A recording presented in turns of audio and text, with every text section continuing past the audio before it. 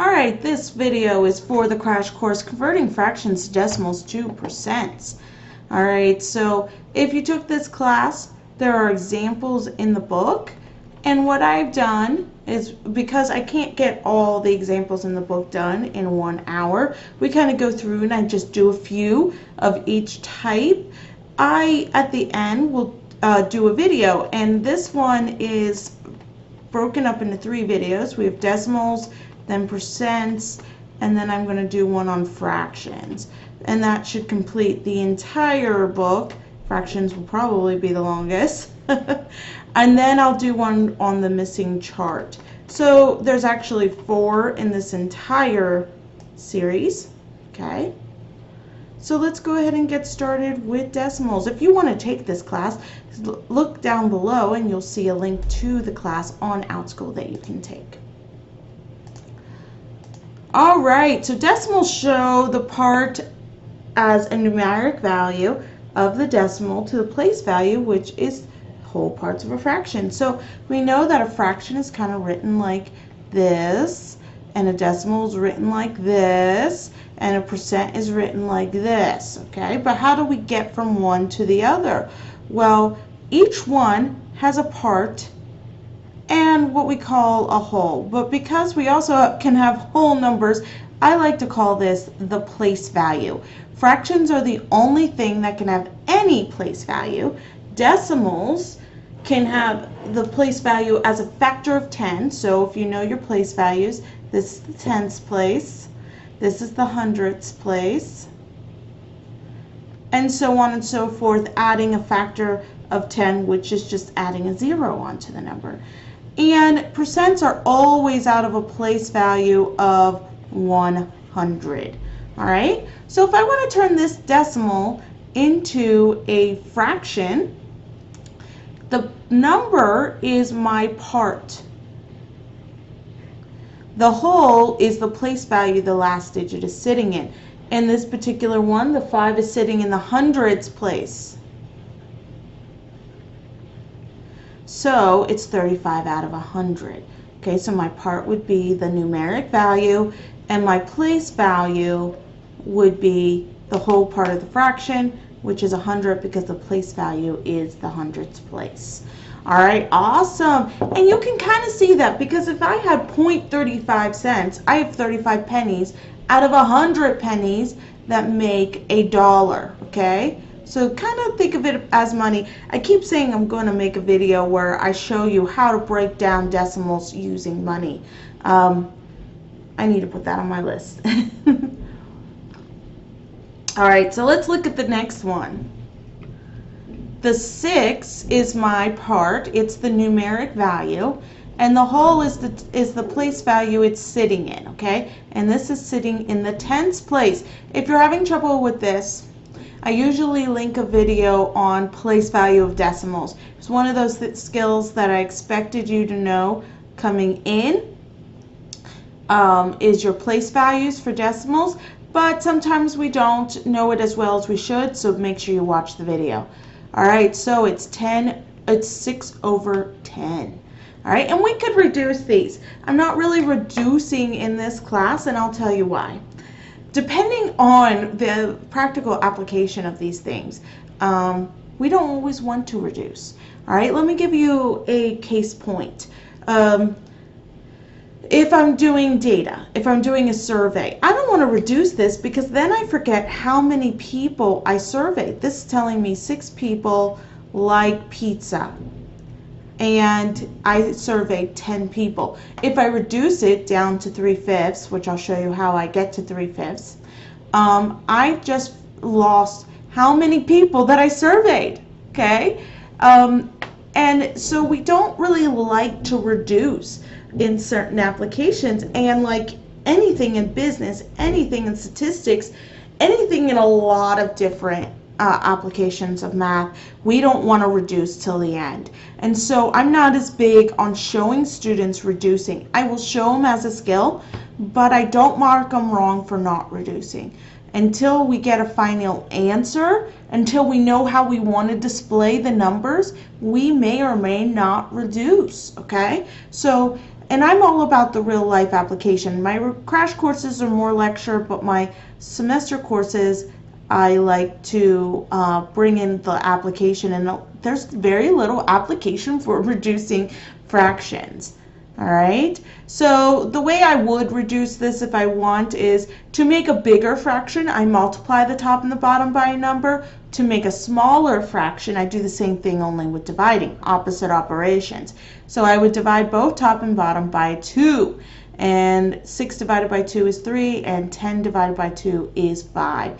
And if you know your multiples really well, then you would know this.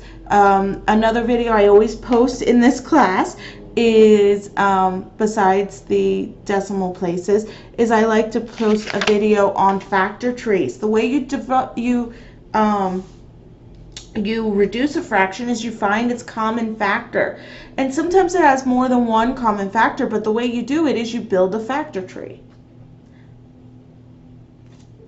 All right, so for this one, we could either get 6/10 or we could get 3/5. Okay, so let's go on to example 3. So we need to change this one into a fraction.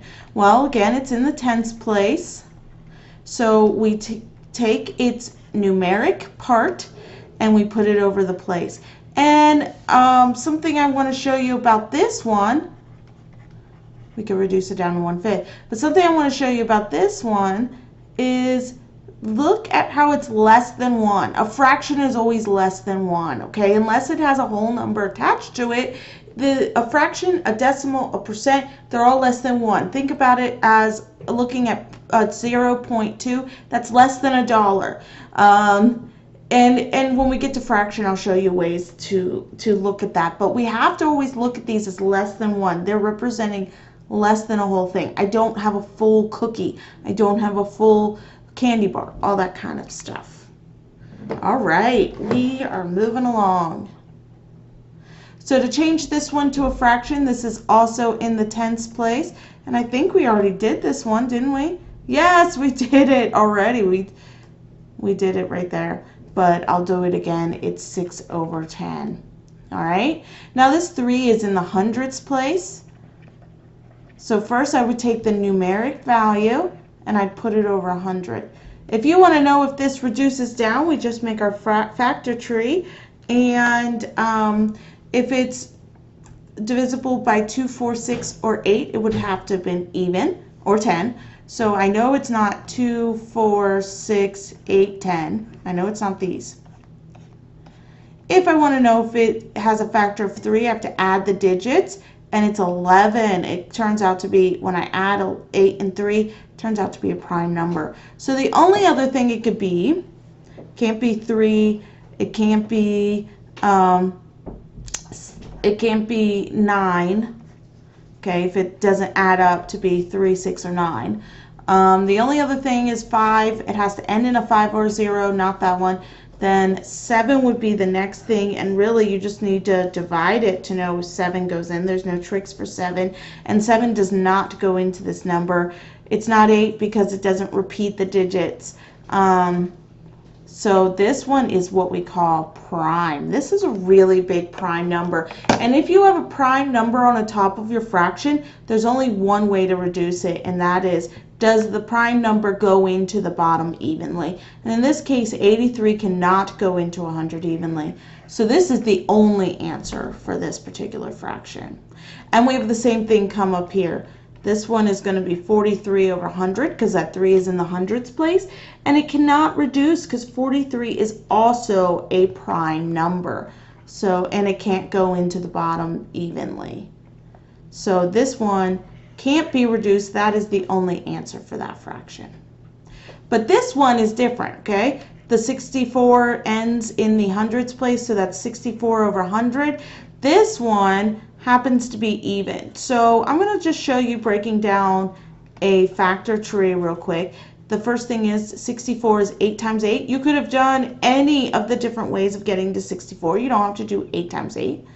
8 is 4 times 2, and this 8 is 4 times 2. 2 is prime, so I'm going to circle those.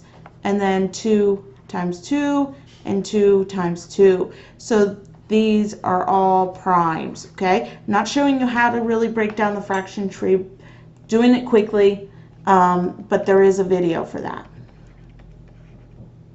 So it's 6 2's multiplied together. If I multiply 2 6 times, I'd get 64. Now if I break down 100, and there are tons of ways to break down 100. You don't have to break it down the same way that I'm doing it. You just got to get 2 2's and 2 5's when you're done. Now I look at what I have that's common. I have 2 2's that are common. That's it. Okay, the rest of the things are not common with each other, so now I have to multiply what I have left. 2 times 2 is 4, times 2 is 8, times 2 is 16. 5 times 5 is 25. So that's how I would reduce it, but I would accept 64 over 100. I don't think the skill of reducing, it's just a skill you got to know how to do, but whether or not you do it on every single problem, real life is tricky. All right, this is our first thousands place. This one ends in the thousands place. So another way, not the way that I usually teach. I usually teach prime factorization for reducing fractions, but you could do your divisibility rules, and in this one I could see that they're both divisible by a 5.